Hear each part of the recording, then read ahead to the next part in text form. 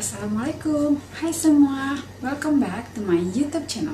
Jika ini video pertama yang kalian tonton dari YouTube channel saya, perkenalkan saya Apoteker Lestri, akan ada sharing ilmu dan pengalaman untuk teman-teman semua di setiap updatean videonya. Kali ini kita akan membahas tentang penggolongan obat-obat berdasarkan beberapa kategori. Untuk kalian yang penasaran dan ingin tahu lebih lanjut, stay tune terus ya.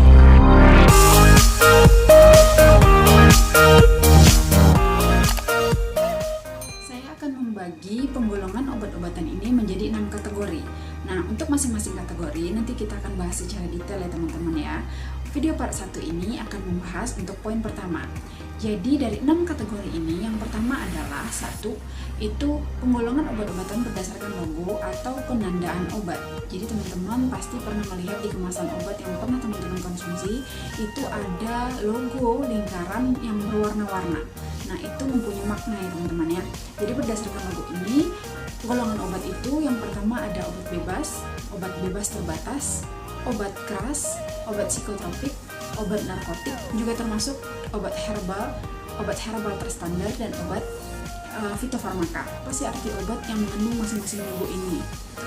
Untuk poin kedua, kita akan membagi golongan obat berdasarkan kategori cara pemakaian obat. Ada obat pemakaian dalam dan ada obat pemakaian luar. Yang ketiga, kita akan membagi kategori obat berdasarkan cara kerjanya. Jadi obat ada yang bekerja secara lokal dan ada juga yang bekerja secara sistemik. Untuk poin keempat, kita akan membagi obat-obatan ini berdasarkan kegunaannya. Jadi berdasarkan kegunaan obat, ada obat yang digunakan untuk penyembuhan, itu disebut sebagai terapeutik. Obat-obat yang digunakan untuk pencegahan, itu namanya profilaksis. Dan obat-obat yang digunakan untuk diagnosa, itu disebut sebagai diagnostik. Untuk poin kelima, kita akan membagi golongan obat-obatan berdasarkan nama. Jadi ada obat yang nama paten, ada nama generik, ada nama generik berlogo, gitu ya. Untuk poin keenam, kita akan membagi kategori atau golongan obat-obatan berdasarkan bentuk sediaan. Jadi ada obat-obatan yang berbentuk padat, obat-obatan yang berbentuk setengah padat, obat-obatan yang berbentuk cair, dan itu adalah 6 kategori yang merupakan penggolongan obat-obatan. Untuk video kali ini kita akan membahas poin 1, di mana penggolongan obat-obatan berdasarkan logo atau penandaan obat. Dari logo atau penandaan obat ini, yang pertama itu ada namanya obat bebas, ya, obat bebas seperti ini. Nah, obat bebas seperti ini adalah obat dengan dasar hijau dan lingkaran tepi berwarna hitam. Nah, obat ini bisa dibeli tanpa resep dokter. Obat-obat ini biasanya bisa teman-teman dapatkan di toko-toko obat yang berizin ya. Jadi obat ini merupakan obat yang tingkat keamanannya lebih aman dibanding beberapa kategori obat nanti yang kedua itu ada logo obat seperti ini ya. Ini namanya obat bebas terbatas, di mana obat ini dengan dasar biru dan lingkaran tepinya berwarna hitam. Nah, obat bebas terbatas ini sebenarnya adalah tergolong dalam obat keras, hanya saja obat ini bisa dibeli tanpa resep dokter gitu. Jadi kenapa obat ini dikategorikan sebagai obat keras? Karena obat ini juga termasuk obat-obatan yang harus sesuai aturan pakainya, kemudian obat-obatan yang mempunyai maksimal dosis, dan ada peringatan-peringatan yang harus diperhatikan gitu. Namun bisa bebas dibeli tanpa resep dokter, makanya dikatakan sebagai obat bebas terbatas. Nah, saya yakin teman-teman semua pasti pernah membeli produk obat-obatan yang memakai logo biru ini, obat bebas terbatas ini. Contohnya seperti obat-obat pilek yang biasa teman-teman beli ketika teman-teman mengalami batuk pilek. Dan ini nanti teman-teman lihat di kemasannya itu ada kotak-kotak yang berwarna hitam dan bertuliskan dengan warna fontnya itu warna putih. Nah, itu adalah peringatan-peringatan. Untuk bebas terbatas ini itu ada 6 kategori peringatan untuk obat-obat bebas terbatas ini. Jadi nanti ada teman-teman lihat P1 ya, P2 sampai dengan P6 gitu. Dua obat bebas dan obat bebas terbatas ini itu bisa teman-teman dapat atau beli di toko obat berizin. Yang ketiga, kita masuk kepada logo obat yang berhurufkan K hitam, kemudian dengan dasar merah dan lingkaran tepi berwarna hitam. Nah, ini adalah namanya obat keras. Kita bisa memperolehnya hanya dengan resep dokter ya teman-teman ya. Artinya adalah obat ini harus di bawah kontrol dokter gitu, karena dia mempunyai maksimal dosis. Kemudian dia juga berbahaya jika berlebih di dalam tubuh kita. Makanya obat ini memerlukan resep dokter untuk setiap pemakaiannya. Obat keras ini juga bisa dibeli tanpa resep dokter, itu di apotik berizin yang ada apotekernya. Jadi ada namanya DOWA, daftar obat wajib apotik, di mana apoteker boleh menyerahkan tanpa resep dokter. Nanti kita akan bahas lagi di next video. Obat keras ini merupakan obat yang hanya bisa diperoleh di apotik, ya.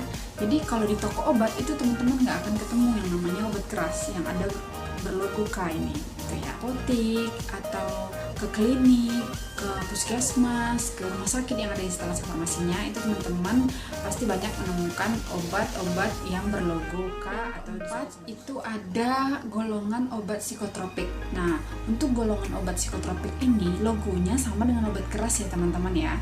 Jadi nggak ada itu logo yang menandakan bahwa ini adalah logo psikotropik, tidak, tapi logo psikotropik ini menggunakan logo obat keras, yaitu huruf K dengan dasar merah dan lingkaran tepi berwarna hitam. Jadi kenapa? Karena obat psikotropik ini merupakan obat yang lebih bahaya daripada obat keras biasa. Obat ini mempengaruhi sistem saraf pusat, kemudian bisa mengakibatkan perubahan mental, perubahan perilaku, dan mengakibatkan ketergantungan. Jadi obat ini harus diresepkan oleh dokter. Yang kelima adalah logo seperti ini, ya, dengan tanda plus atau tanda tambah berwarna merah dengan dasar putih dan lingkaran tepinya berwarna merah. Nah, mungkin teman-teman ada yang pernah melihat logo seperti ini, atau teman-teman belum pernah lihat sama sekali. Ini adalah logo golongan obat narkotika. Ya, jadi untuk obat-obatan narkotika itu logonya seperti ini. Kenapa dia dikategorikan sebagai obat-obat yang sangat diawasi oleh pemerintah? Karena obat yang bisa menurunkan kesadaran atau mengakibatkan perubahan kesadaran pada pasiennya dan mempunyai efek ketergantungan. Jadi ya, makanya obat-obat ini sangat diawasi. Biasanya dokter meresepkan obat-obat ini sebagai obat anti nyeri atau painkiller sesudah operasi, ya, karena berfungsi sebagai obat bius, atau untuk orang-orang yang rasa nyerinya, tingkat nyerinya sudah tidak bisa tertahankan lagi gitu ya. Nah, kemudian ada juga untuk batuk kering, yaitu ada obat batuk kering yang tergolong dalam obat-obat narkotik ini, tapi dia sangat dianjurkan pemakainya harus dengan resep dokter. Nah, masuk lagi kita ke golongan obat-obat fitofarmaka dengan logo seperti ini. Nah, obat ini dengan lingkaran hijau berdasar putih, kemudian ada seperti tanda silang berwarna hijau ini. Nah, ini adalah obat-obat herbal atau obat tradisional yang sudah diproduksi dengan standar yang sangat tinggi dan setara dengan obat-obat modern. Ya, kemudian obat ini juga telah mengalami uji klinis sampai ke manusia. Makanya obat ini dikategorikan sebagai obat herbal, tapi kategorinya sudah setara dengan obat modern. Obat herbal terstandar dengan lingkaran tepi berwarna hijau, dasar putih, dan ada seperti silang juga berwarna hijau, tapi lebih sedikit daripada fitofarmaka ya teman-teman ya. Jadi namanya obat herbal terstandar atau AHT, di mana obat ini juga tergolong dalam obat herbal atau obat tradisional yang berasal dari tanaman atau tumbuhan-tumbuhan yang berkhasiat, tapi telah mengalami sistem produksi dan standarisasi untuk khasiatnya itu secara teknologi canggih gitu.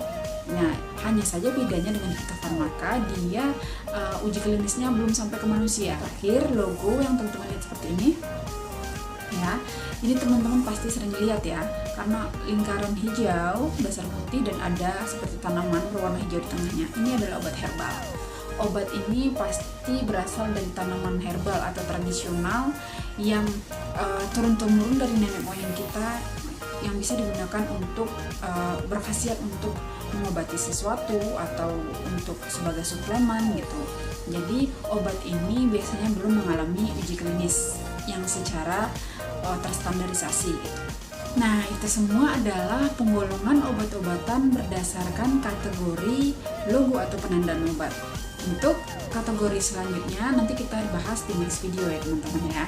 Ada beberapa kategori obat lagi yang bisa kita bahas secara detail dan untuk menambah ilmu teman-teman tentang obat-obatan. Ikutin terus video saya karena saya akan sharing ilmu dan pengalaman yang lebih menarik lagi kepada teman-teman semua tentang dunia farmasi dan apoteker. Terima kasih sudah menonton, semoga video ini bermanfaat bagi teman-teman dan menambah ilmu teman-teman tentang dunia obat-obatan. Oke teman-teman, jangan lupa klik tombol like and subscribe agar saya semangat terus untuk mengupload video dan memberikan informasi yang lebih menarik lagi. Sampai ketemu di next video.